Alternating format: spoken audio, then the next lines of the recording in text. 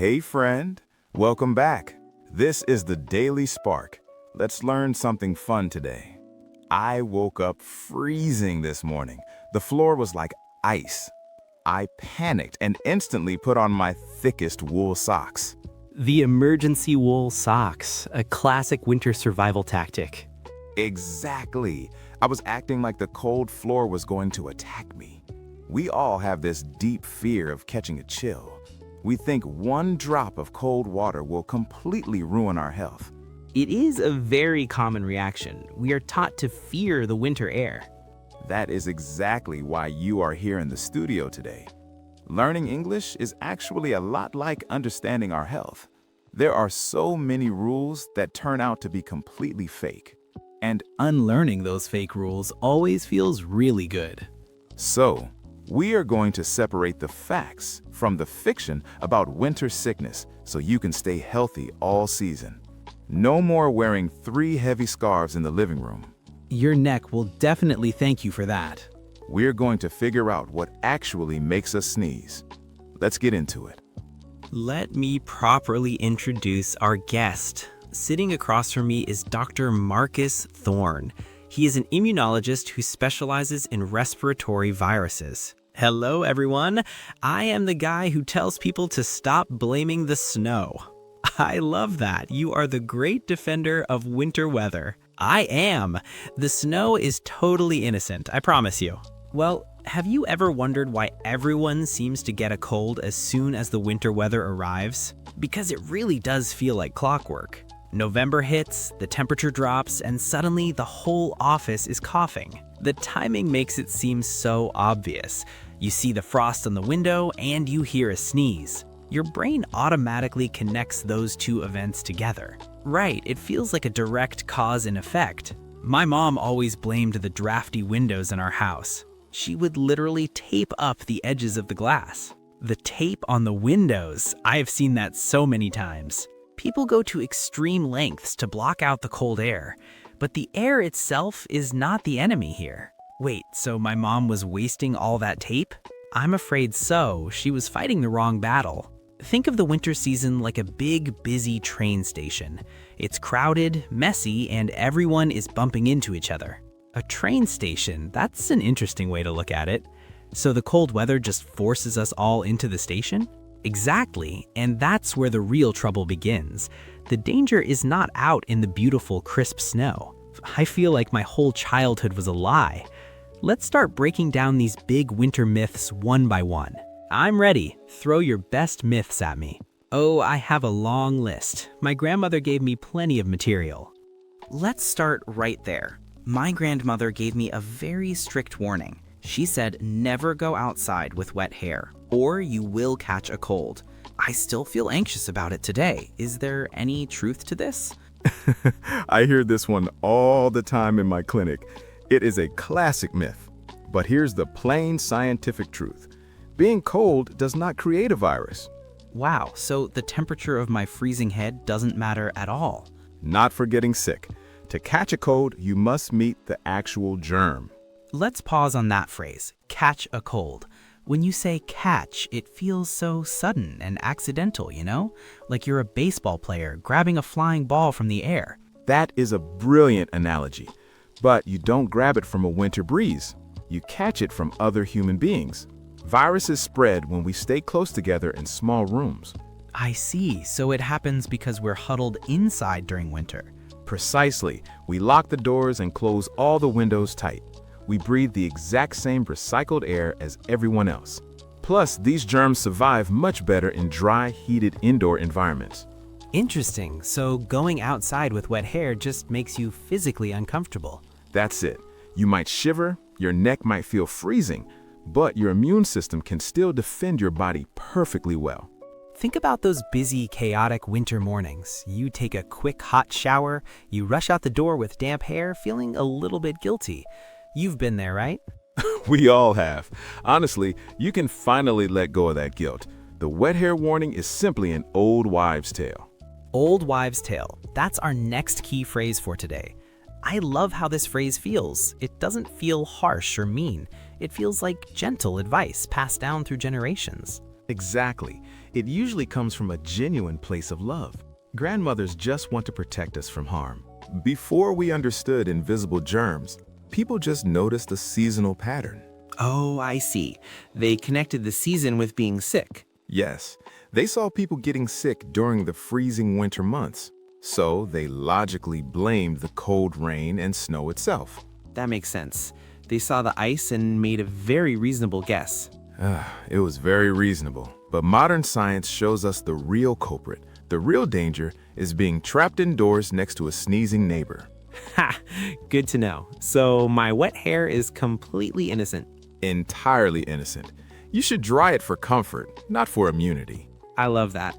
Let's give our listeners a quick use it tomorrow tip. Next time a well-meaning friend tells you to dry your hair, just smile. Tell them calmly, don't worry, that is just an old wives' tale. That is great advice for our listeners. If my wet hair is completely innocent, we have a big mystery to solve. I mean, if the cold air itself doesn't make us sick, what actually does?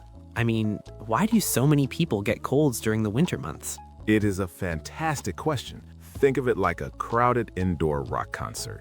If one person in the front row shouts, everyone hears it. I see. Like there's nowhere else for the sound to go. Exactly. Winter weather forces us to stay indoors. Oh. We stop going to parks and stay in living rooms. We basically become that crowded concert. So the real problem is just us being inside. Yes, we spend all winter trapped in close quarters. Close quarters. Let's talk about how that phrase actually feels. It instantly makes me feel physically cramped. Right? It feels like breathing someone else's recycled air. Close quarters means a small, highly shared space. You know, it just feels stuffy. Like sitting in the middle seat of a tiny airplane. That is a perfect example. In those tight spaces, viruses spread incredibly fast. Wow. So we're just passing germs back and forth all season. Well, we absolutely are. But there is a second major villain here. The heaters in our homes create very dry air. Oh man, dry air. I honestly hate that feeling in the dead of winter. Your skin feels tight, scratchy, and completely cracked. Precisely. Now imagine the inside of your nose. It feels exactly the same way. Oh, that paints a terrible picture. That sounds so painfully uncomfortable. Your nose needs moisture to trap incoming viruses. It acts like a layer of sticky tape for germs. When you breathe dry air constantly, that moisture vanishes. That makes total sense. Our bodies cannot defend themselves without that natural moisture. You lose your primary biological shield entirely. The virus just walks right through the front door. That is honestly terrifying. We lock ourselves inside all winter to stay warm and safe, but we are actually locking the viruses inside with us. Think about that for a second. Your cozy, heated living room is a literal virus playground. I suddenly want to open every window in my house. I need some fresh air right now. A little fresh air goes a long way. Even just cracking a window helps reduce the overall risk. Let's give our listeners a quick use it tomorrow tip. Next time you walk into a stuffy, crowded room, notice the air. You can turn to your friend and casually complain. Just say, it is really close quarters in here. That is the perfect way to use it. So we know being stuck indoors spreads the germs. That is right. But here's the weird part to me. Do the viruses themselves actually prefer the winter weather? They really do prefer the cold, Ryan. The science behind it is quite fascinating. I remember going camping late last October. I brought a bottle of olive oil for cooking. Right. Overnight, it got absolutely freezing cold outside. The next morning, the oil was completely solid. It was just a hard block of yellow wax. That is a brilliant analogy for a respiratory virus. That exact physical change happens to them. It happens when there's a drop in temperature. A drop in temperature. Let's pause and feel that phrase. The word drop feels incredibly sudden and heavy. It's not a gentle, slow decline. It feels like a stone falling off a tall table. That is a spot-on description of the process. The physical change happens incredibly fast. Yeah, When that drop happens, the virus reacts. It creates a protective layer around itself. a protective layer, like a microscopic winter coat. It functions exactly like a thick winter coat. During the warm summer months, a virus is fragile. Huh. It is basically a soft, squishy liquid balloon. It cannot survive very long outside a human body. Wow, I honestly had no idea, but cold air completely hardens that outer shell. It transforms into a tough, rubbery, protective layer. Huh. So the germs literally put on armor. They do put on armor, making them incredibly durable. They can float through the air indoors for hours. This makes it much harder to defend against them. So how do we explain this protective layer to our friends? Think about how protective layer actually feels. The word protective feels incredibly safe and impenetrable. The word layer sounds like a thick, heavy blanket. It is the ultimate survival mechanism. And this completely destroys another popular myth. The cold weather does not magically weaken human beings. I see. The cold actually strengthens the virus. Precisely. They just thrive in that chilly environment. I will never look at winter the same way again.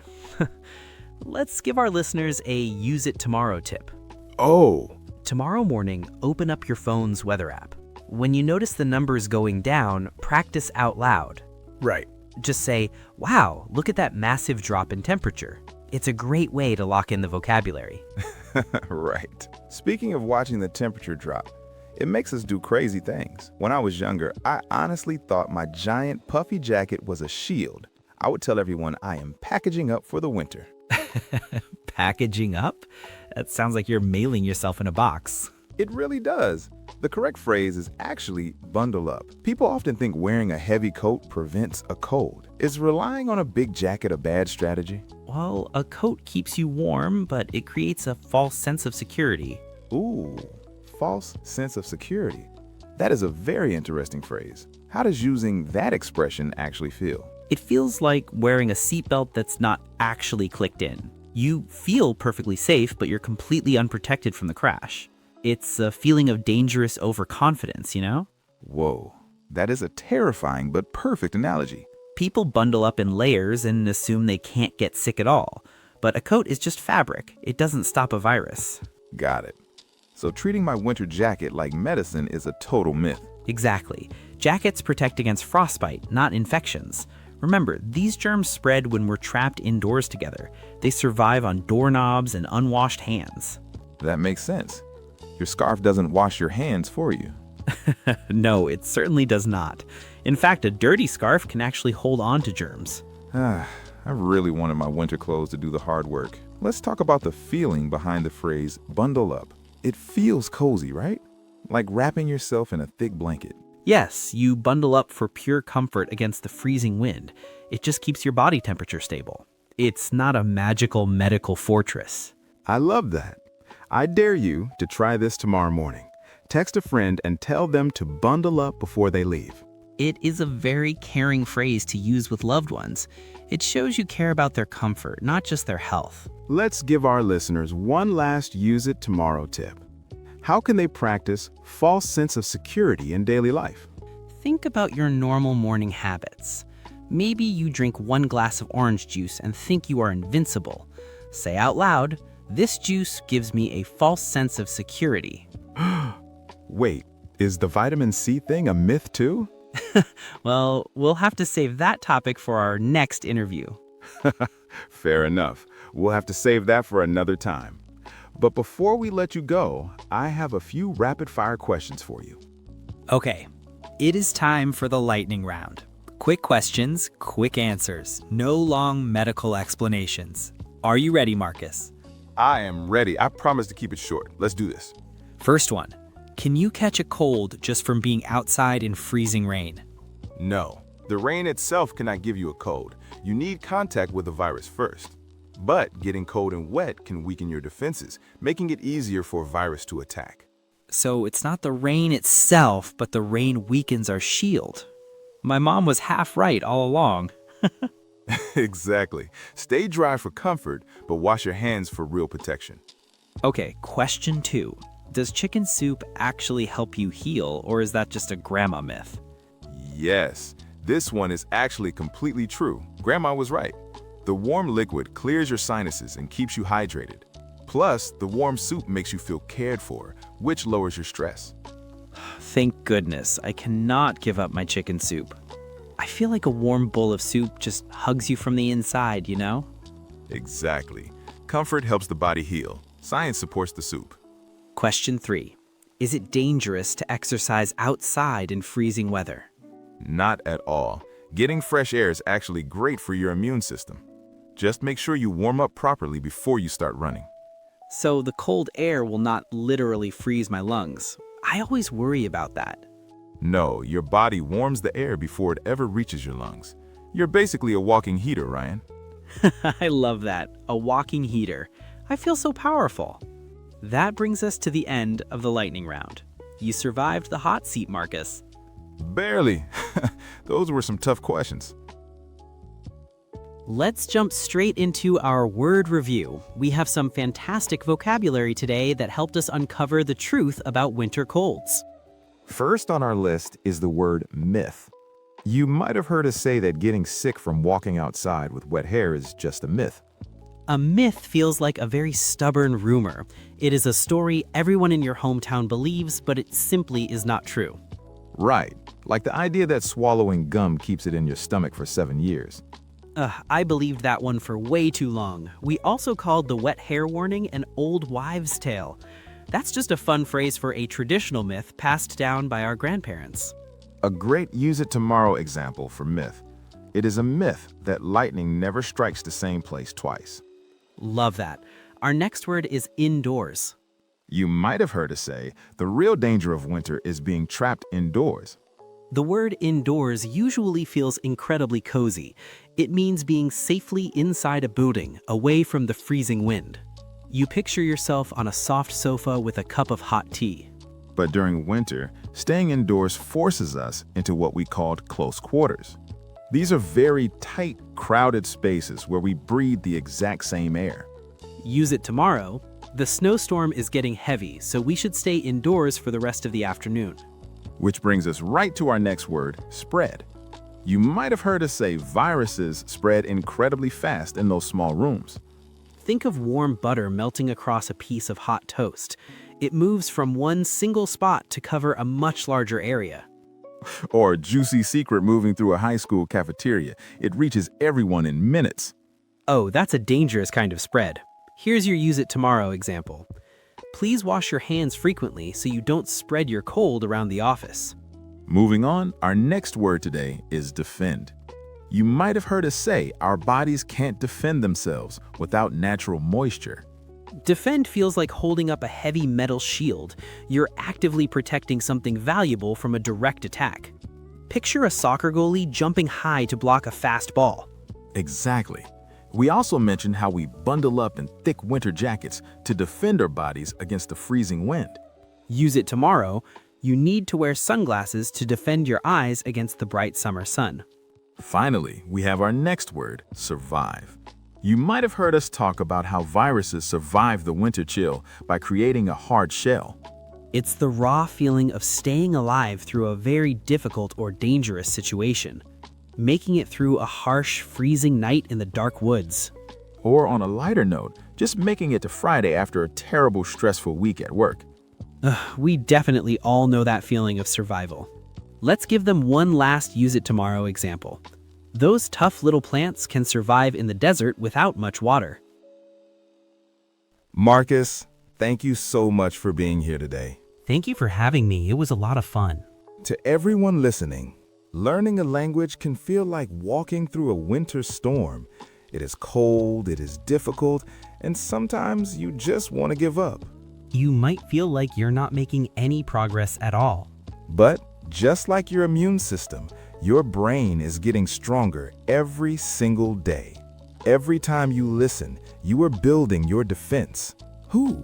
So remember our big takeaway today. Cold weather does not make you sick. Viruses do. And now you know exactly how to defend yourself. And please, take off that third sweater. You really do not need it. I will try my best. We want to hear from you.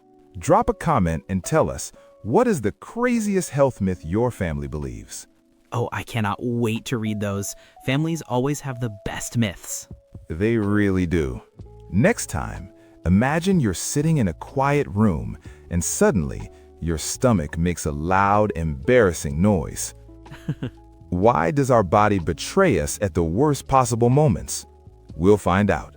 This has been the Daily Spark Radio. See you next time.